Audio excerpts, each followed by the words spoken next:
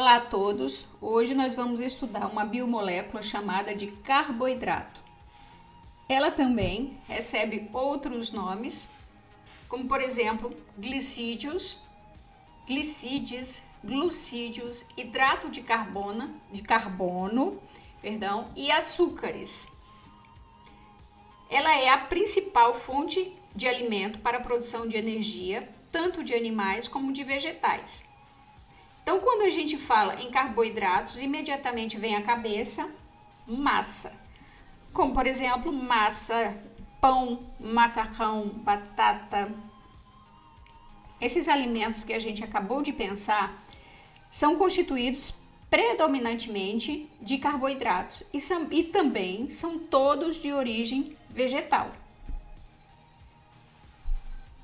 Então, basicamente, essas biomoléculas são provenientes do processo fotossintético das plantas, constituindo a maior reserva do reino vegetal. Entretanto, também nós podemos encontrar pequenas quantidades de carboidrato nos animais, como por exemplo no sangue e no fígado e no músculo, sob a forma de glicogênio. Basicamente, todos os carboidratos, rara exceções, né, como eu falei agora, da glicose e do glicogênio, que existe também em animais. As demais formas, né, os demais carboidratos, todos são de origem vegetal e eles são formados a partir de um processo que a gente chama de fotossíntese. Em que consiste esse processo de fotossíntese? É o processo em que a planta ela absorve o dióxido de carbono da atmosfera, mais a água do solo, e ele produz a sua molécula aqui de carboidrato. Então, o processo de fotossíntese. Então, o processo de fotossíntese é o processo em que nós estamos vendo aqui a planta com suas raízes e folhas. Então, essas plantas ela absorve o dióxido de carbono presente na atmosfera, retira essa água pelas raízes, né? E utiliza a energia solar para produzir o carboidrato, que é a glicose. Então, basicamente, todos os carboidratos eles são formados a partir desse processo que é chamado de fotossíntese.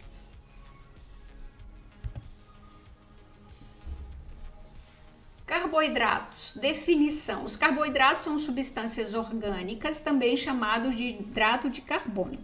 Aqui nessa figura a gente consegue verificar um dos carboidratos mais adorados, que é o do macarrão, né? O macarrão é um carboidrato, constituição básica. Mas existem outros tipos de carboidratos, como por exemplo a aveia, os cereais que a gente come que é de milho. Temos aqui as frutas, diversas frutas, castanhas. Todas são ricas também em carboidratos. Classificação dos carboidratos quanto à função. Natureza química da carbonila, você pode ter um aldeído ou você pode ter uma cetona. Os carboidratos eles são polihidroxialdeídos. Aqui, ó.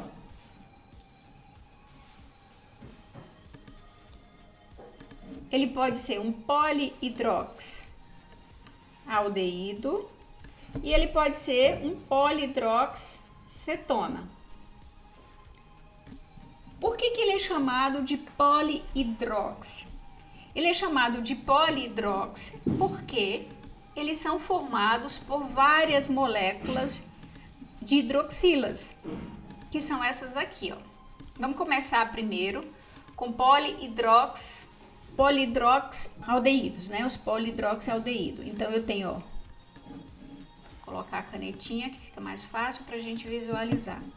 Então eu tenho uma hidroxila, eu tenho duas hidroxilas, ó, eu tenho 3 hidroxilas, eu tenho mais uma aqui, 4 hidroxilas, eu tenho 5 hidroxilas. Então eu tenho um polihidroxi. Então eu tenho 1, 2, 3, 4, 5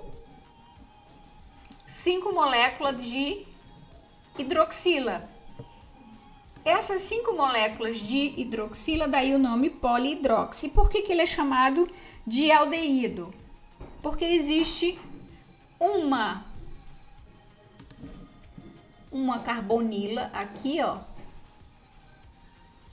que é essa carbonila aqui, que está destacado em vermelho. Ela está localizada na extremidade da estrutura do carboidrato, conferindo-lhe, portanto, uma função orgânica do tipo aldeído. Então, os carboidratos, eles podem ser polihidroxialdeído ou pode ser um polihidroxicetona. Quando que ele é um polihidroxialdeído? Quando você tem, ó, quando você tem a carbonila localizada na extremidade, né, do carboidrato. Então, quando você tem esse carboidrato, essa carbonila localizada na extremidade do carboidrato, você tem uma função orgânica do tipo aldeído aqui, ó. Então, polihidroxicetona, repetindo que é chamado de polihidrox porque eu tenho várias hidroxilas na molécula. E ela é chamada aldeído, tem função aldeído porque a carbonila está na extremidade do carboidrato. Então, ele é um aldeído. Aqui eu tenho a mesma coisa, eu tenho várias hidroxilas. Então, eu tenho um polihidrox. Só que ele é um polihidroxicetona, ele tem uma outra função. A carbonila, ela tá, ó, no meio, ela tá entre carbonos, ela não tá na extremidade. Quando essa carbonila ela está entre carbonos, ela tem função de cetona. Então, ó, eu tenho a carbonila aqui, aldeído, na extremidade, função aldeído, carbonila entre carbonos, ou seja, em qualquer outra posição que não seja na extremidade, função cetona. Aqui eu tenho o polihidroxialdeído, porque ele tem função aldeído, porque a carbonila está na extremidade, e ele é poli porque existem várias moléculas de hidroxila. Aqui é um polihidroxicetona, porque também eu tenho várias hidroxilas, e a carbonila ela está em outra posição que não na extremidade, normalmente entre carbonos. Classificação quanto ao número de monômeros. Então, estávamos estudando a classificação quanto à função. Quanto à função, nós vimos que os carboidratos eles podem ser ou aldeído ou cetona. Agora nós vamos estudar a classificação quanto ao número de monômeros.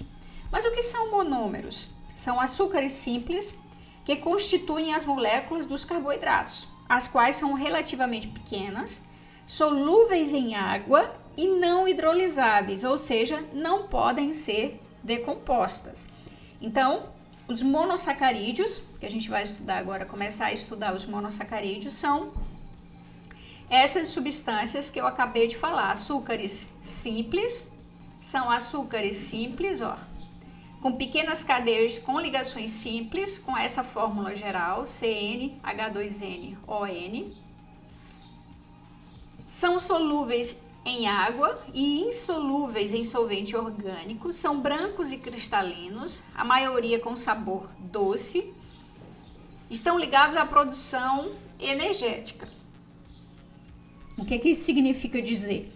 Que quando consumimos esse tipo de carboidrato, rapidamente a gente consegue transformar esse carboidrato em energia. Então, se eu consumo, por exemplo, a glicose, rapidamente ele vai ser absorvido, porque ele não precisa ser digerido, porque você não precisa quebrar essa molécula para ser utilizada na célula. Então, rapidamente você consegue obter energia por meio do processo de respiração celular dessa molécula, da glicose, como eu já falei.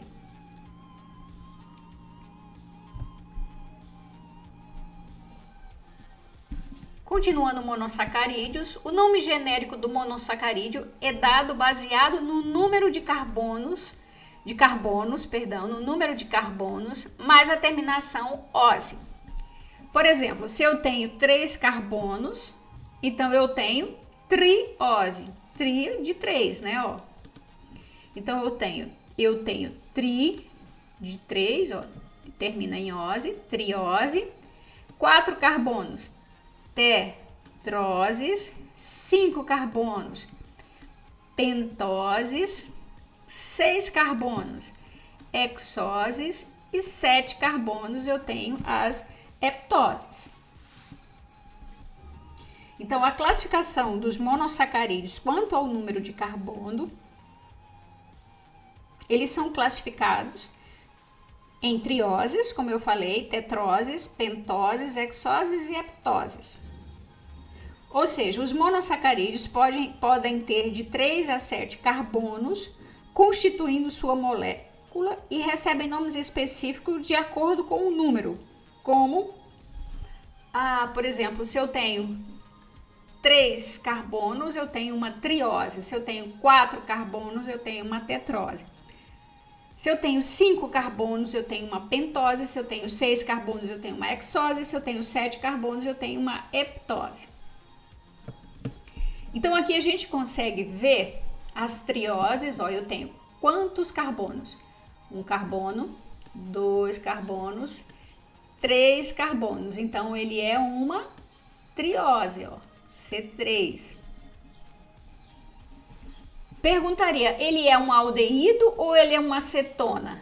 Qual a função dele? Se eu fosse pedir para você classificar quanto à função. Onde que está a carbonila aqui, ó? Então, a função é aldeído. Aqui eu tenho uma pentose. Pentose tem quantos carbonos? 5. Aqui eu teria um aldeído ou um cetona? Onde que está a minha carbonila? Ó, na extremidade. Se a carbonila está na extremidade, é um aldeído. Se eu fosse classificar em relação ao número, né? Eu teria quantos... Que tipo de monossacarídeo? Eu tenho 1 carbono, 2 carbonos, 3 carbonos, eu tenho 4 carbonos e eu tenho 5 carbonos. Então, esse monossacarídeo, ele tem 5 carbonos. Se ele tem 5 carbonos, ele é classificado como pentose. E a função dele é um aldeído, porque a carbonila está na extremidade. E as hexoses, eu tenho, ó, quantos carbonos? É um monossacarídeo com 6 carbonos, ó, 2, 3, 4, 5, 6. Se eu tenho um monossacarídeo com 6 carbonos, ela é uma hexose. E quanto à função?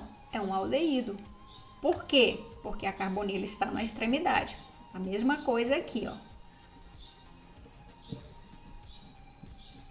Esse daqui eu tenho o dihidroxetona. O dihidroxetona, ela é uma triose, por quê? Porque ela tem 1, 2, 3 carbonos. Então, 3 carbonos é uma triose. Em relação à função, ela é um aldeído ou ela é um cetona? Vamos procurar a carbonila. Cadê a carbonila? Opa, achei aqui ela, ó. Ela está na extremidade? Não. Então, se ela não está na extremidade, ela não pode ser um aldeído. Se ela não é aldeído, ela só pode ser cetona. Então, função cetona. Aqui eu tenho a ribulose, ó. Ela tem quantos carbonos? Que tipo de monossacarídeo é? 1, 2, 3, 4, 5. Eu tenho quantos carbonos? 5. Então, se ele tem 5 carbonos, ele é o quê? Uma pentose. Quanto à função?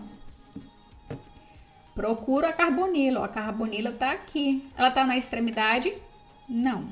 Se ela não está na extremidade, ela é uma cetona. Os monossacarídeos mais importantes. Então, existem vários monossacarídeos. Aqui, basicamente, a gente vai estudar 3 monossacarídeos, que são os mais importantes, que é a glicose, a frutose e a galactose. Glicose. A glicose ela é utilizada de 3 formas. Diretamente pelas células, como fonte de energia, armazenada como glicogênio e convertida em gordura para estoque de energia. Então, vamos estudar a glicose agora com mais detalhe. A glicose é o monossacarídeo mais importante e ele pode ser utilizado, como eu já falei, de 3 formas.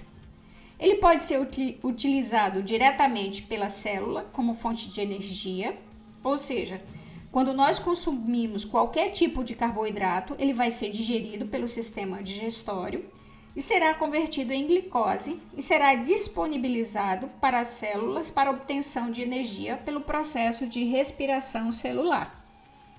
Por exemplo, quando nós comemos um pão, nós estamos consumindo amido, que é um carboidrato complexo.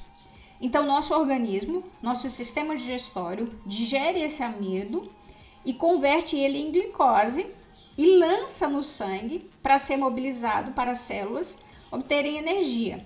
Essa energia é essencial para que as células possam funcionar adequadamente.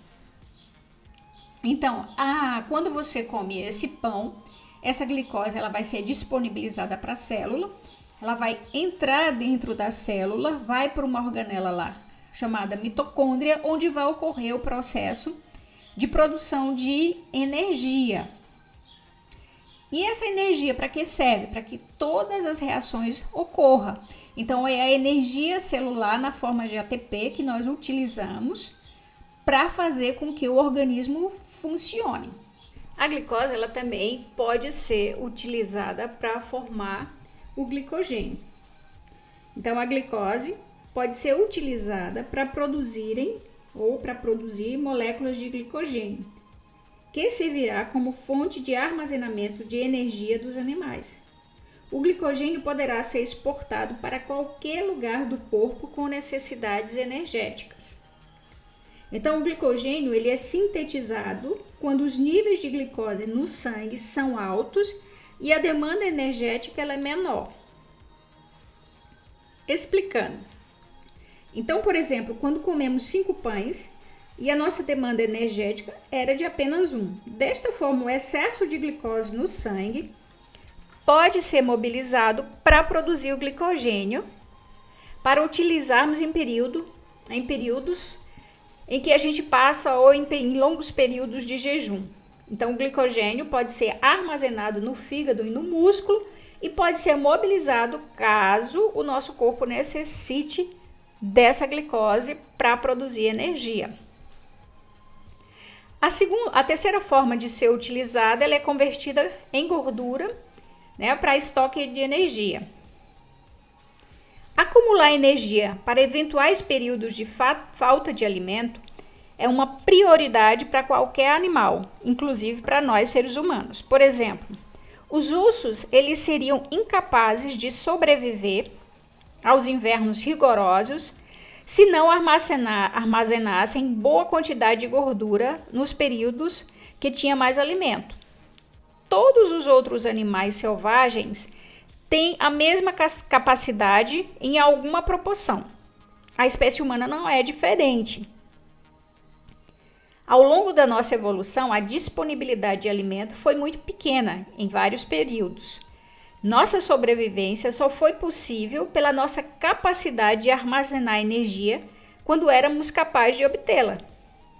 Então, a gordura corporal representa um estoque importante de energia, em alguns casos suficiente para várias semanas ou mesmo meses no caso da falta de alimentação.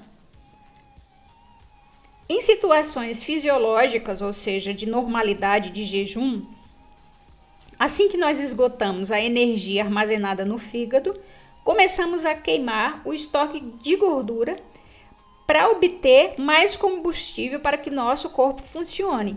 Esse combustível que eu estou falando é a glicose, para ela ser convertida lá nas mitocôndrias em energia na forma de ATP, para que nossas células funcionem.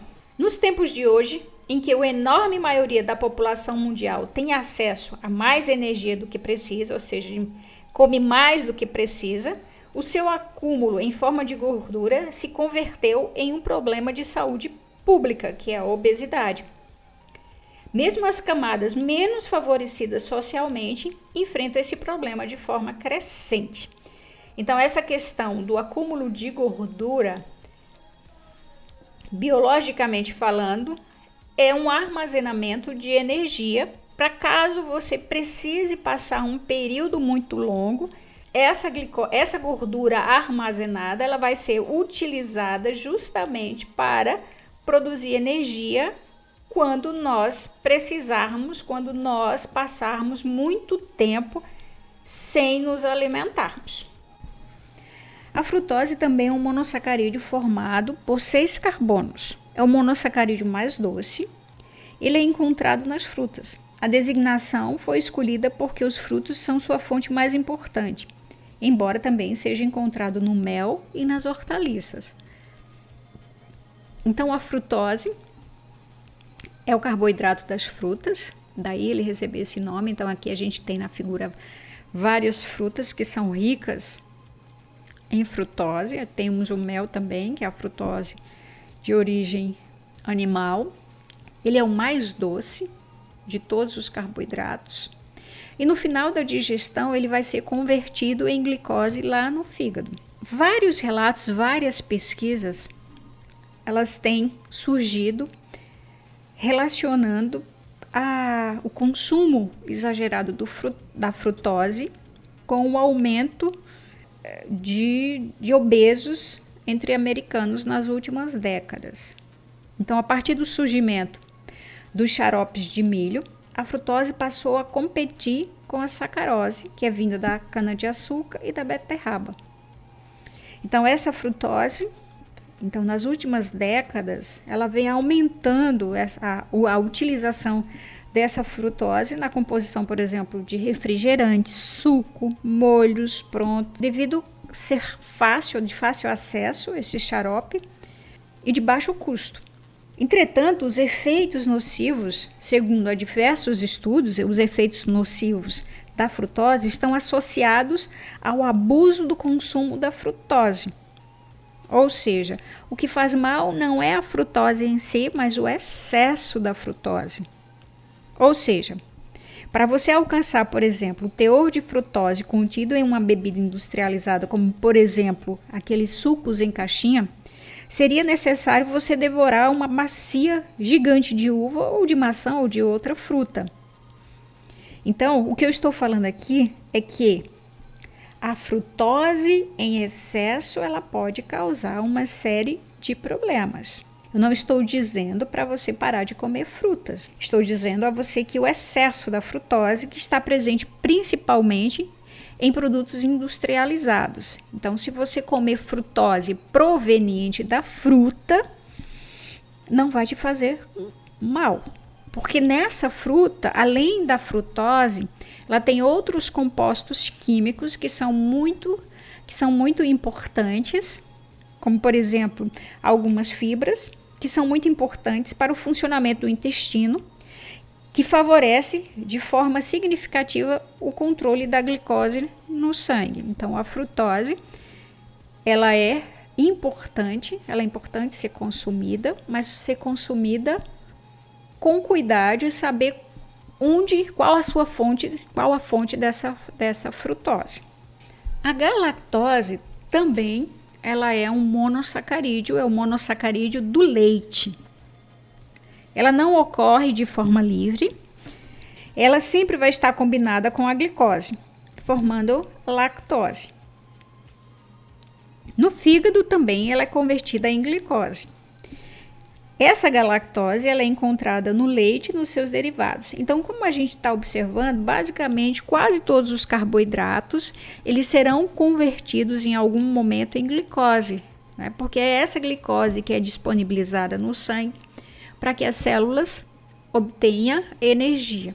A gente estava estudando os monossacarídeos, né, que são carboidratos simples, que não são hidrolisáveis, né? São carboidratos simples que podem ter de 3 a 7 carbonos na sua estrutura. E a gente viu que dependendo da quantidade de carbono, ele vai receber um nome específico. Se for 3, trioses. Se for 4, tetrose. Se for 5, pentose. Se for 6, hexose. Se for 7, heptose. Agora a gente vai estudar carboidratos um pouco mais complexos, que são os oligossacarídeos. Os oligosacarídeos são aqueles açúcares simples que são formados de 2 a 10 moléculas de monossacarídeos que podem ser iguais ou diferentes. O que diferencia um monossacarídeo de um oligosacarídeo? Para vocês não confundirem, um monossacarídeo é uma molécula simples. Um oligosacarídeo ele é formado de 2 a 10 moléculas de monossacarídeo.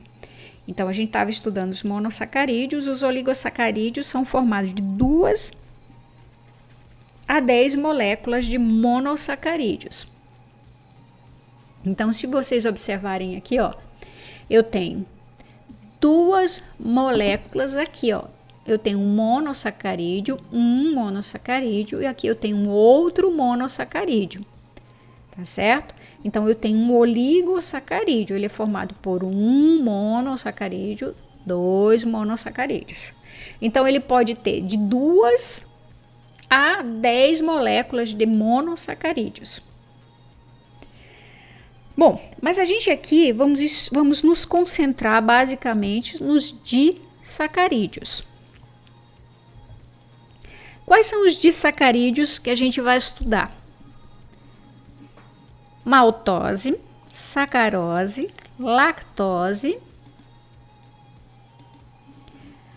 Então, em relação à composição, di significa 2. Então, sacarídeos são os carboidratos, são 2 monossacarídeos. Então, a maltose é um disacarídeo, ele é formado por 2 moléculas de monossacarídeo. A maltose, ela é formada por 2 moléculas de glicose, daí o nome ser disacarídeo, 2 moléculas de glicose. Onde ela é encontrada? Nos cereais. Sacarose também é um disacarídeo, ele é formado por 2 moléculas de monossacarídeo, glicose mais frutose, cana-de-açúcar, onde ele é encontrado na beterraba. Lactose, a gente já ouviu falar muito, é o carboidrato do leite. Ele também é um disacarídeo, ele é formado por 2 moléculas de monossacarídeo. Quais são essas moléculas? Glicose mais galactose, que forma o leite. Então, a lactose é açúcar presente no leite. Então, após deixarmos de nos alimentar do leite materno, o nosso organismo, ainda quando bebê, entende que não precisamos mais de leite. Então, de uma forma natural, ele reduz a produção da lactase. O que é uma lactase? É uma enzima responsável pela digestão da lactose, ou seja, é uma enzima que vai quebrar a molécula de lactase, liberando glicose mais galactose, igual a gente viu. Em outras palavras, com o tempo, vamos nos tornando cada vez mais intolerantes à lactose, devido à incapacidade, que pode ser total ou parcial, do organismo de produzir essa enzima. Então, como, por exemplo, quando a gente ingere leite e a gente tem ou produzimos de quantidade insuficiente dessa lactase, dessa enzima que é responsável pela digestão da lactose, a lactose ela chega inalterada no intestino grosso. Ali ela se acumula, ela é fermentada por bactérias que fabricam ácido láctico e muitos gases. E promovem também uma maior retenção de água, e essa retenção de água vai fazer com que ocorra o aparecimento de diarreias e cólicas. O que eu acabei de citar para vocês aqui são efeitos dessa enzima, que é a lactase, que vai ser responsável pela digestão da lactose, liberando o quê? Glicose mais galactose. Então, quando a gente tem algum problema com essa enzima, ou a gente não produz, ou a gente tem em quantidade insuficiente, isso vai fazer com que a gente tenha uma intolerância à lactose. Então, quais seriam os sintomas?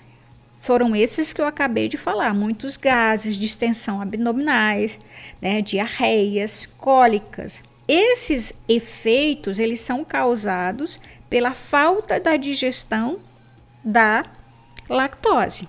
Então, quando essa lactose ela chega no nosso intestino grosso, ela vai ser atacada por bactérias, que vai promover a liberação desse ácido láctico e de gases, que vai promover essa distensão e também vai fazer com que ocorra um acúmulo muito grande de água, provocando essas diarreias.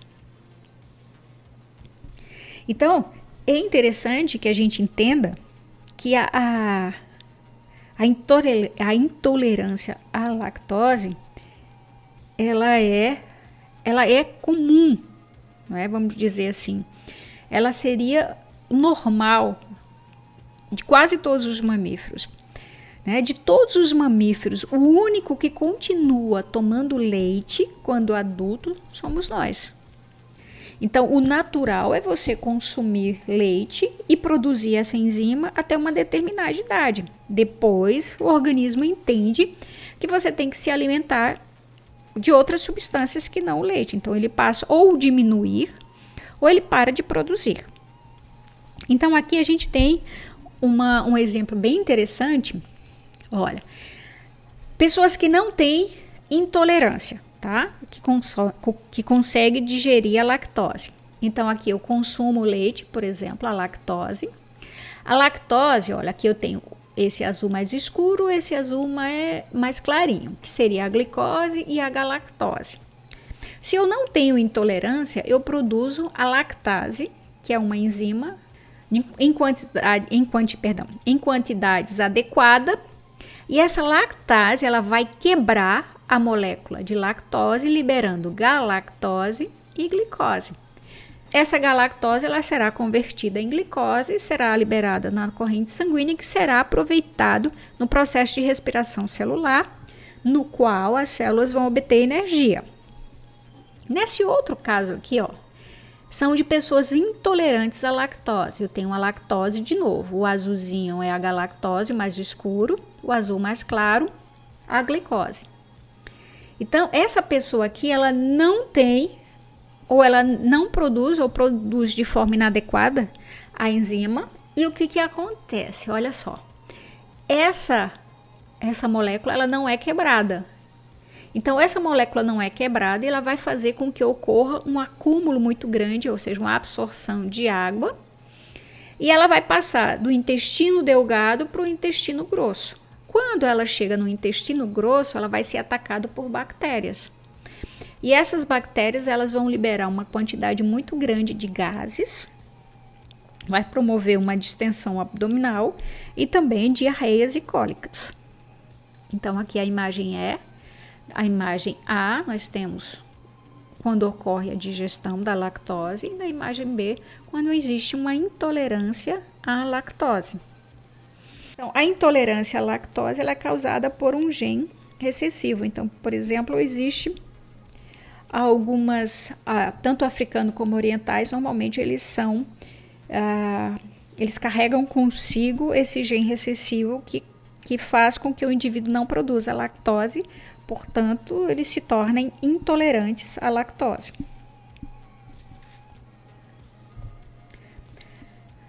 Sacarose.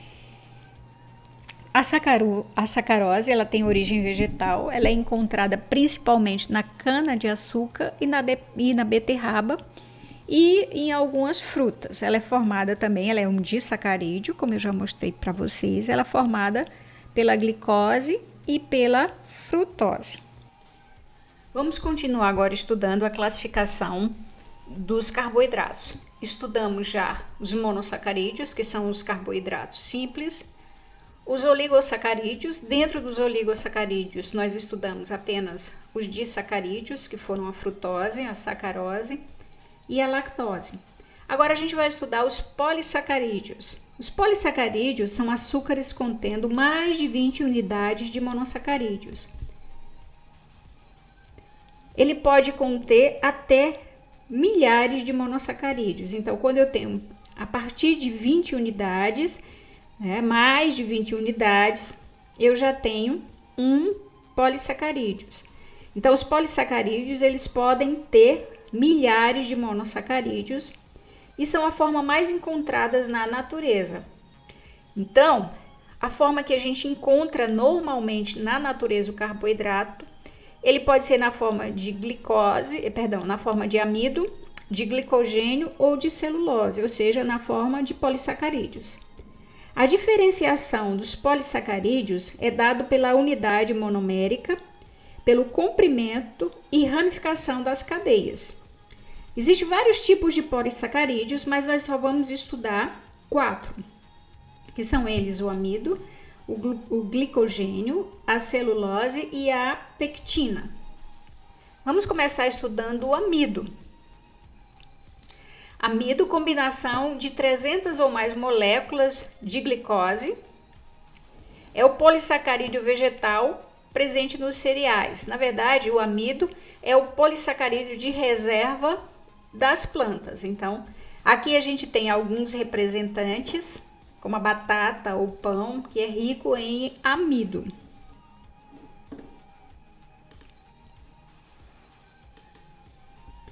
O amido, ele é um polissacarídeo. Esse amido ele pode ser encontrado na natureza de duas formas, na forma de amilose e na forma de amilopectina. A diferença básica entre esses dois tipos de amido, ou seja, amilose e amilopectina, é a ramificação da cadeia.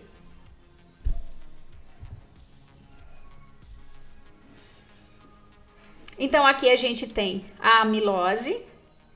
Podemos ver que a amilose aqui, ela ocorre de forma linear. Que tipo de ligações? Ligações alfa 1,4, ligações carbono 1 com o carbono 4. Isso aqui é chamado de amilose.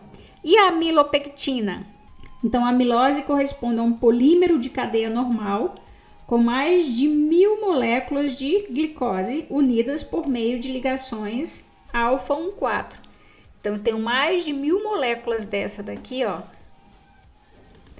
Então, a amilose, eu tenho mais de 1000 moléculas de glicose unidas.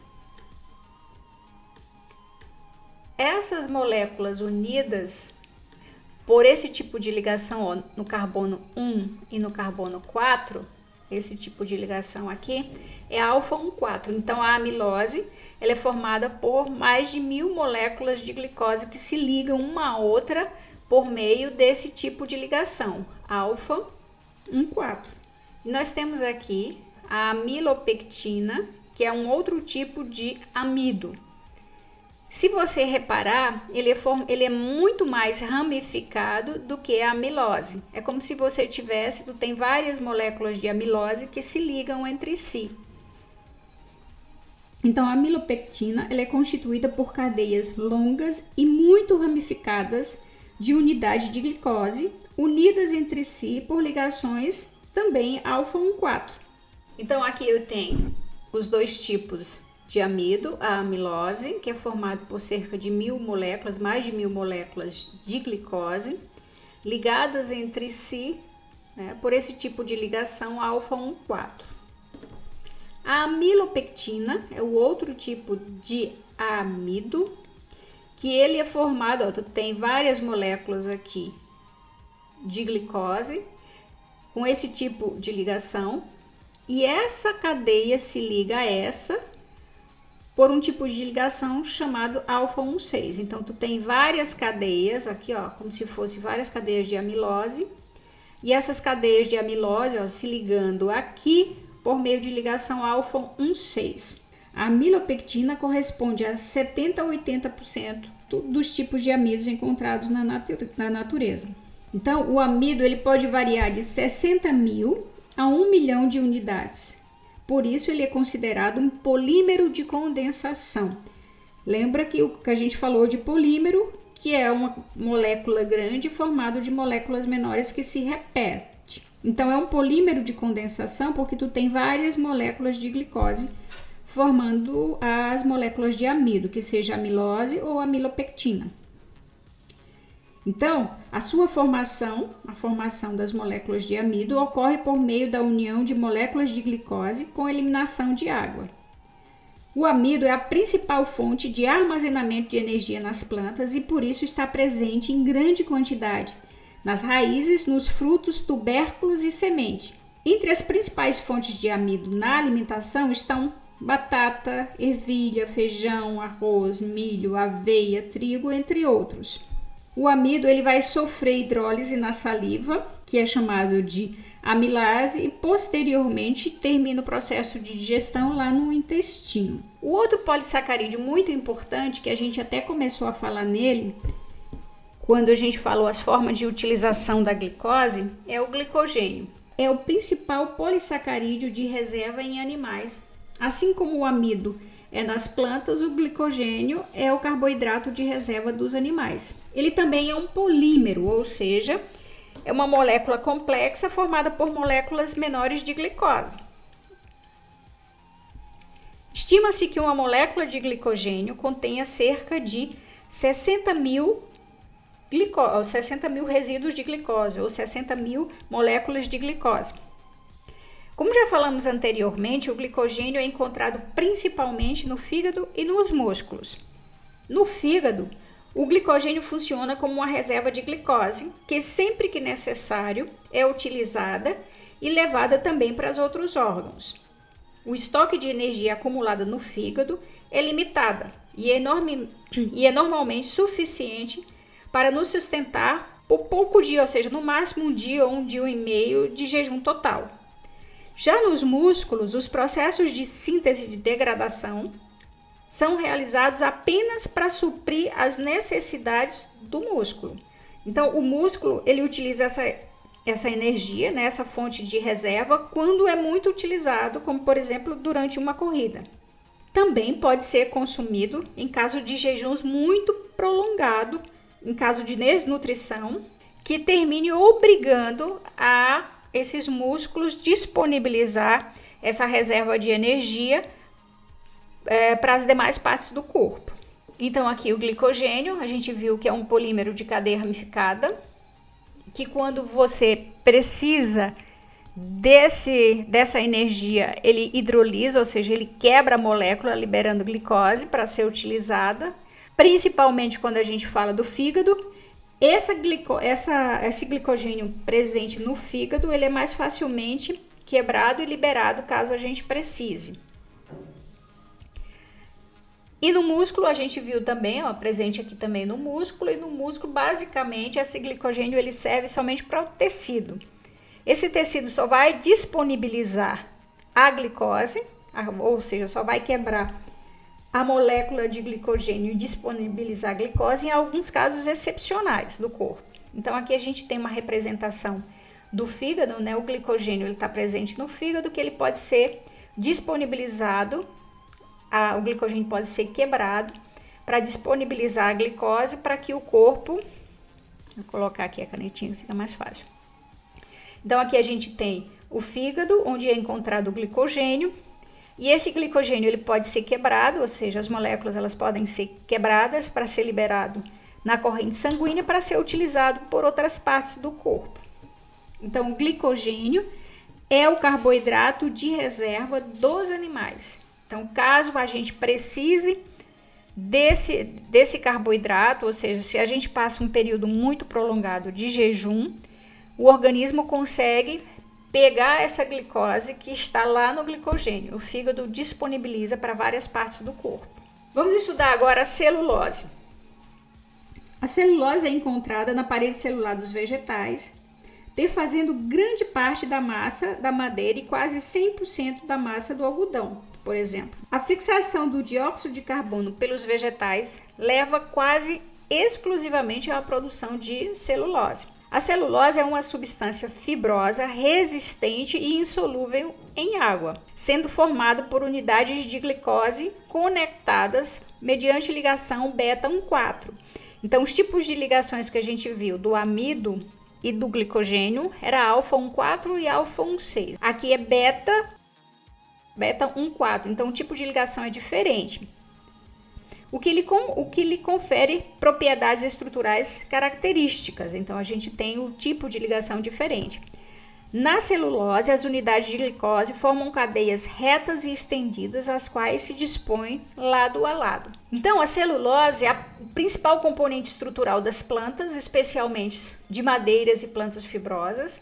Apresentam cadeias individuais reunidas, ligadas por pontes de hidrogênio, que dão às plantas fibrosas sua força mecânica. Os animais não possuem as enzimas celulases que são responsáveis pela quebra da celulose. Então, desta forma, nós, animais, não conseguimos digerir a celulose, nós não conseguimos retirar da molécula de celulose a glicose. Mas, normalmente, a gente pode consumir algum tipo de fibras que nós não conseguimos digerir, mas elas são importantes para melhorar o fluxo intestinal.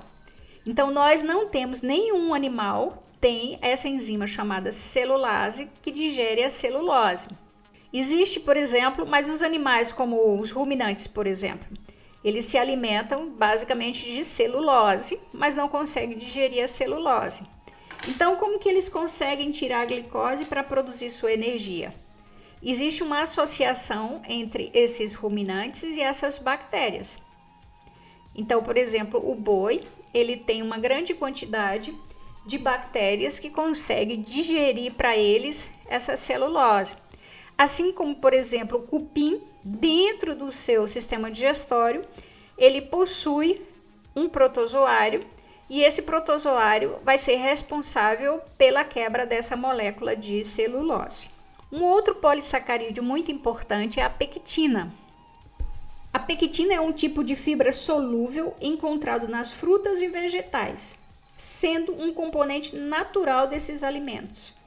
Tem alta capacidade de formar um tipo de gel viscoso, característico das geleias de frutas. Entre os alimentos que apresentam maior teor de pectina estão as frutas cítricas, a beterraba, a maçã, o tomate e batata. Por ser uma fibra solúvel, a pectina não é digerida por enzimas humanas, igual eu falei, mas tem uma ação muito importante, muito benéfica para a microbiota intestinal e acaba formando uma espécie de gel no intestino que melhora o trânsito intestinal e a absorção de água. Então, essa pectina ela é muito importante a gente consumir, mesmo que a gente não consiga retirar dela os carboidratos para a gente obter energia, mas ela serve de alimento para a nossa flora intestinal, que é muito importante essa flora intestinal para nos manter saudáveis. Além disso, ela melhora a questão de... ela absorve uma quantidade maior de água, fazendo com que as fezes fiquem mais... não fiquem tão rígidas, tão duras, e você consegue aumentar esse fluxo intestinal, facilitar o fluxo intestinal.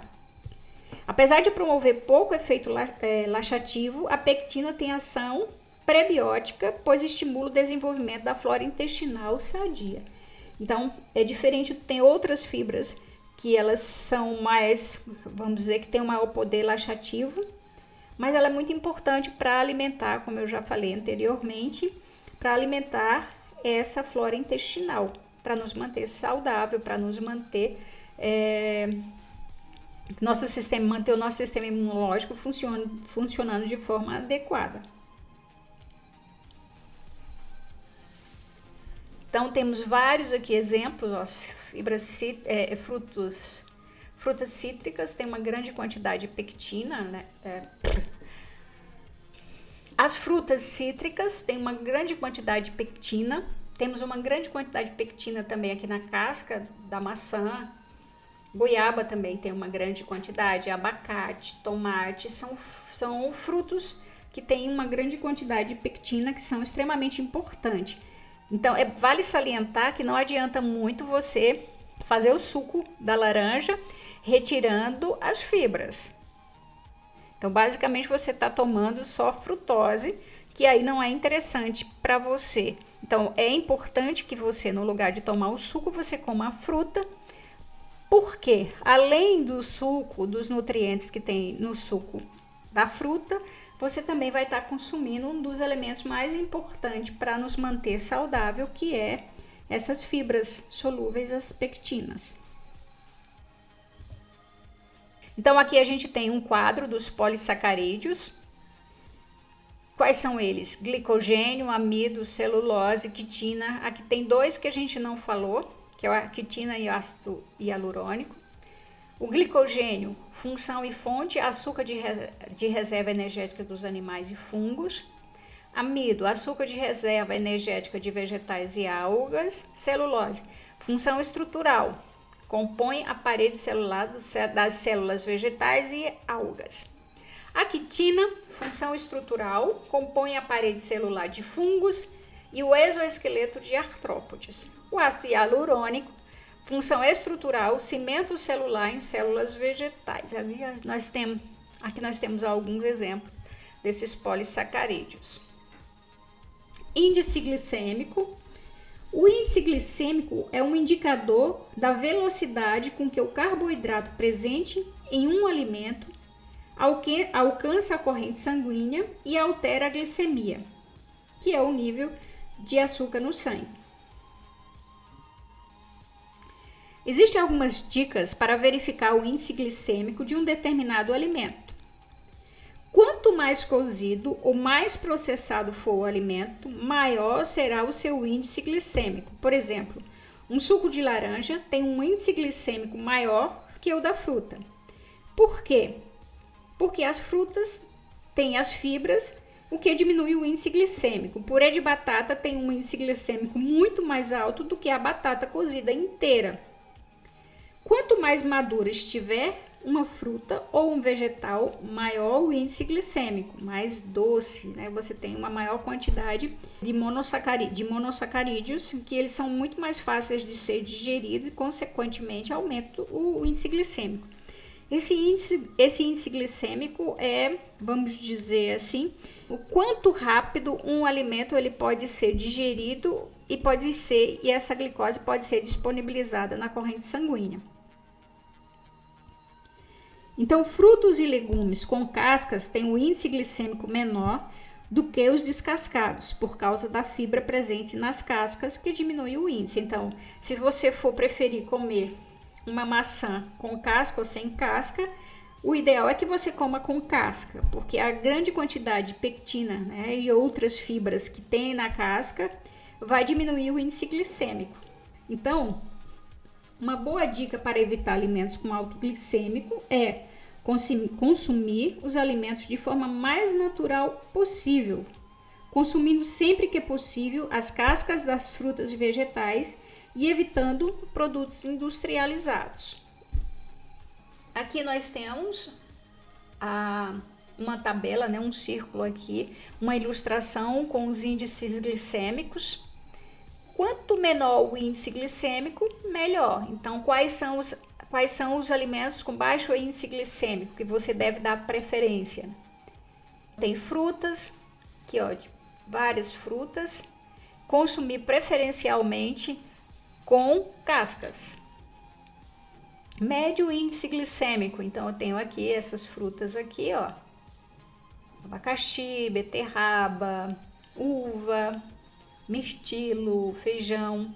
E você tem aqui no vermelho de alerta o alto índice glicêmico, são os produtos que são altamente processados, que aqui é o pão, o macarrão, o sanduíche, o doce, né, os bolos, cerveja, que tem um alto índice glicêmico que deve ser evitado.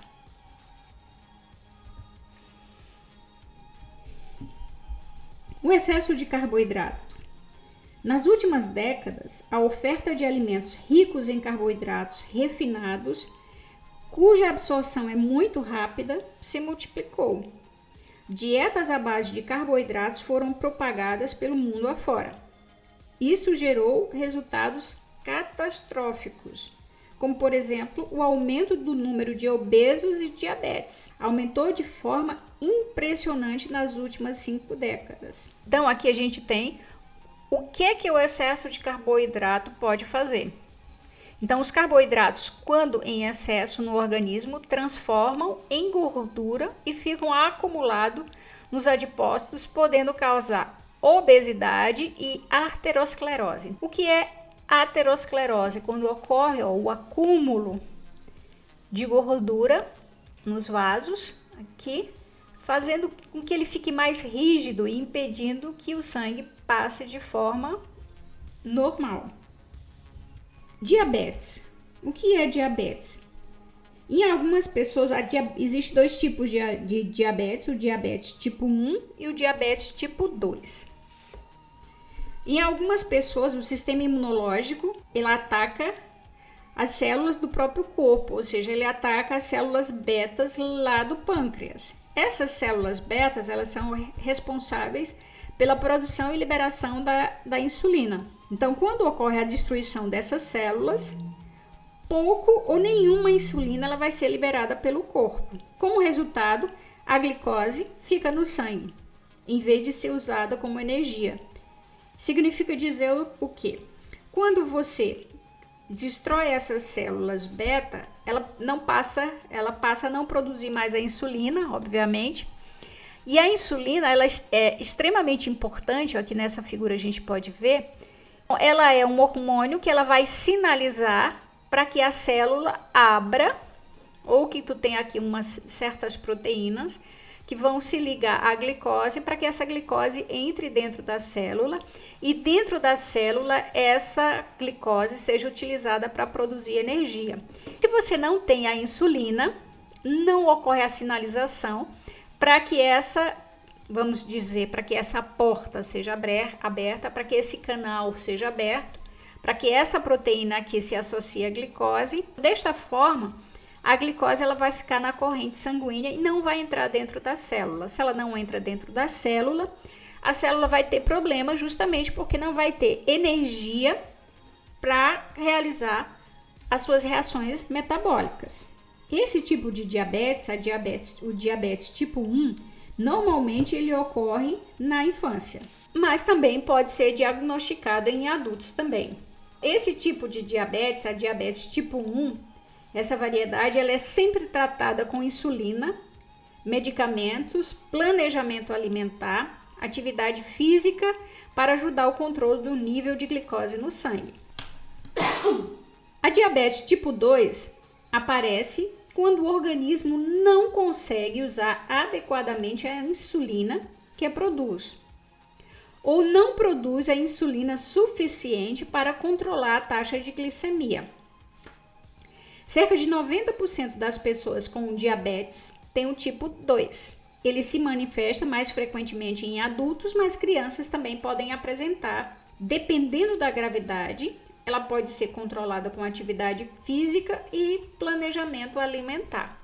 A diabetes tipo 2 ela é parecida. Qual é a diferença? Essa insulina normalmente ela é produzida, só que por algum motivo esse receptor da célula não reconhece esse hormônio aqui, ele não reconhece a insulina. É mais ou menos como se a gente tivesse um controle de carro em que você aperta, ou seja, você dá o sinal, mas o portão não responde, ou seja, não ocorre a abertura desses canais para que a glicose entre.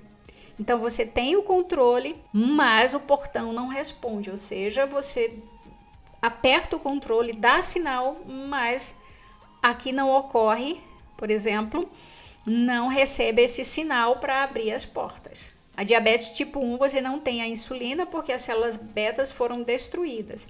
A diabetes tipo 2 você tem a insulina, mas por algum motivo ele perdeu a conexão com esse receptor aqui e, portanto, esse transportador de glicose não vai ser ativado. E desta forma a glicose não entra e, consequentemente, não ocorre a formação de proteína, ou seja, a glicose não vai ser utilizada para a produção de proteína.